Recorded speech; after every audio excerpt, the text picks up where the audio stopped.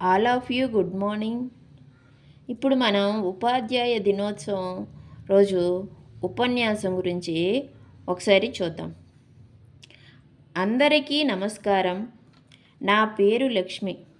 ఉపాధ్యాయులకు, తల్లిదండ్రులకు, నా మిత్రులకు మరియు సభకు హాజరైన ప్రతి ఒక్కరికి ఉపాధ్యాయ దినోత్సవ శుభాకాంక్షలు.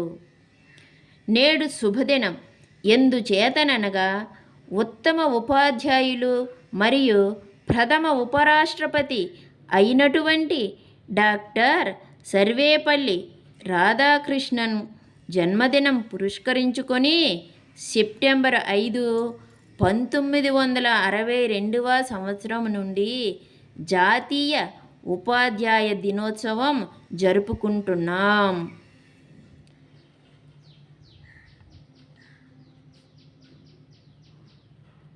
అమ్మ చేయి పట్టుకుని బుడి బుడి అడుగులు వేస్తూ బడిలో చేరుతాం. మాతృదేవోభవ, పితృదేవోభవ, ఆచార్య దేవోభవ అన్నారు పెద్దలు.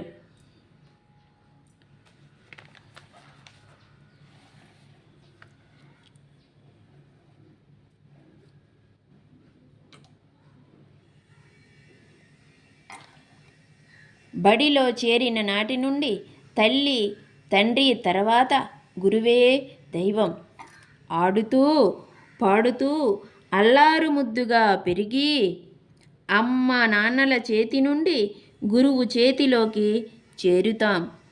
నవ్వుతూ నీ పేరు పెట్టి పిలుస్తారు గురువులు. స్నేహితుడిలా మెలుగుతాడు గురువు. అల్లరి చేసినా సహనంతో బుజ్జగిస్తాడు గురువు. ఎందుచేతనంటే ప్రతిరోజు నువ్వు పాఠశాలకు రావాలని, క్రమం తప్పకుండా పాఠశాలకు రావడానికి అలవాటు పడాలని.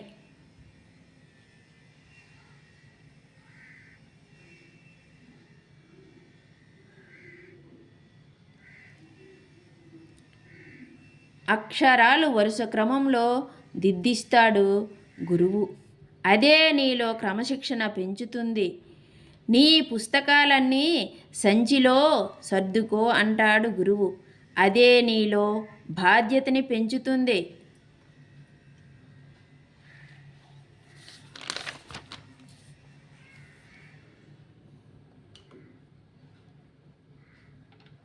ప్రక్కనున్న విద్యార్థికి కలం కావాలంట, నువ్వు ఇవ్వు అన్నప్పుడే నీలో సహాయం చేసే గుణం అలవడింది.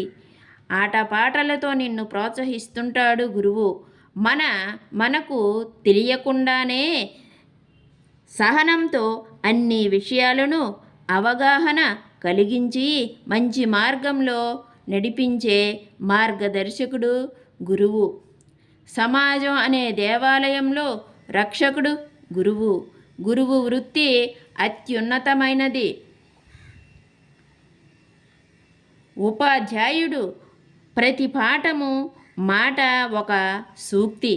బోధించే ప్రతి పాఠము విద్యార్థి భవిష్యత్తుపై ప్రభావాన్ని చూపుతుంది. విద్యార్థి దశలో గురువు వద్ద నేర్చుకున్న క్రమశిక్షణ, నీతి, సత్ప్రవర్తన జీవితాంతం తోడుగా ఉంటూ విద్యార్థి పైకి ఎదగడానికి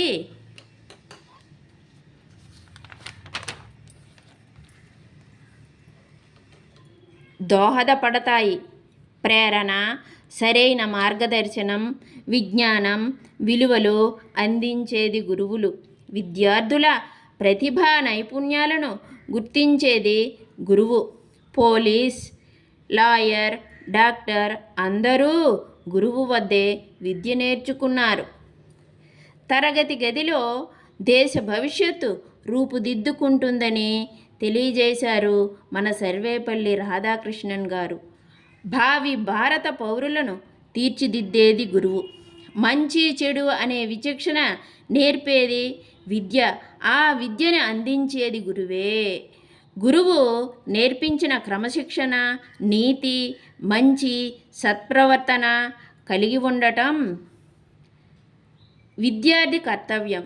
గురువులు చెప్పిన మాట వినాలని తెలియజేయడం తల్లిదండ్రుల బాధ్యత. మనం అందరం గురువుకి రుణపడి ఉంటాం. గురువు చెప్పిన మాట విని గురువు చూపిన బాటలో పయనిస్తే సంపూర్ణ అవగాహనతో మనం అందరం పైకి ఎదగగలం. ఈ అవకాశం ఇచ్చిన అందరికీ ధన్యవాదములు. ఉపాధ్యాయులందరికీ వందనాలు. ఇంతటితో నా ఉపన్యాసం ముగిస్తున్నాను. ధన్యవాదములు.